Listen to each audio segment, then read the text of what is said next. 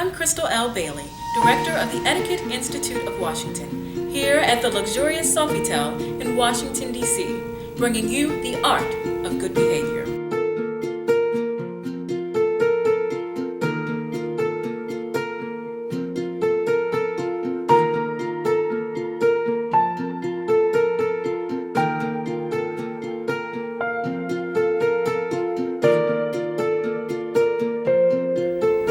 Today's webisode will focus on dining etiquette for banquets, receptions, and those oh-so-important business dinners. Whether you're at the White House Correspondents' Dinner or a dinner at home, we can all use a little brushing up. So let's cover a few topics. To begin with, we'll talk about place cards. Very often when you go to a banquet, you'll receive a place card. Please, please, please do not change your place if you've already been assigned a seat.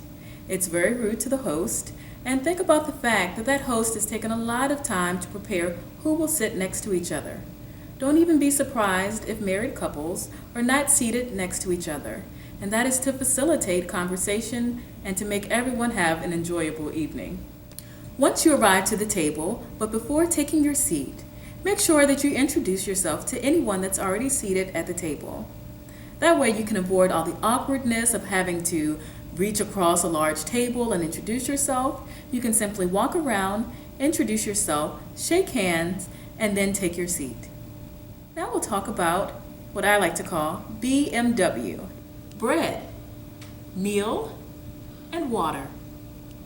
I truly hate it when I'm at a banquet and someone sips out of my glass or takes my bread. So as long as we remember B, M, W, we'll know exactly where our bread is, where our entree plate is, and which water glass or goblet is ours. Another common mistake that absolutely heats me is when someone takes my silverware. Let us briefly discuss what all of these utensils are used for. Remember the simple rule of working from the outside in. And just know that by looking at what utensils you have, that you can tell exactly what courses you'll have for the evening.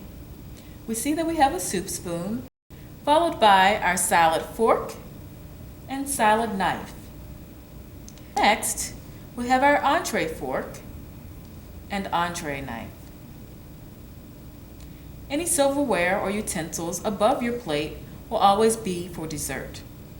And then, of course, to the left of your plate will be your butter knife. Now let's talk a little bit about our bread plate.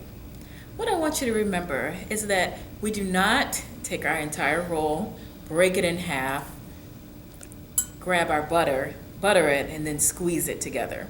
What you would want to do is to take your bread, break off just a small piece, butter that one piece, and enjoy.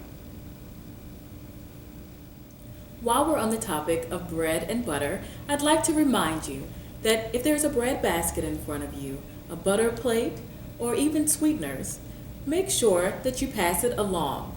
Even if it's something that you don't plan to use, others may want to use it. And of course, we're going to pass it counterclockwise and to the right.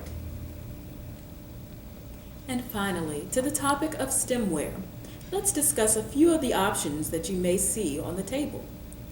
Very often you will see a white wine glass, a red wine glass which has a larger bowl, and then a goblet which has a short stem. Make sure that you hold these by the stem, except for the water goblet which may be too heavy to do so.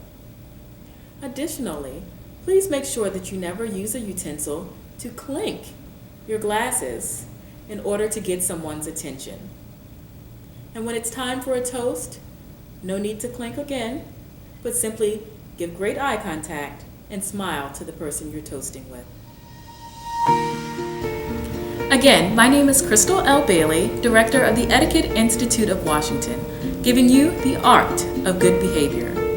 And for more etiquette tips and tricks, follow me on Twitter @CommonCurtsy.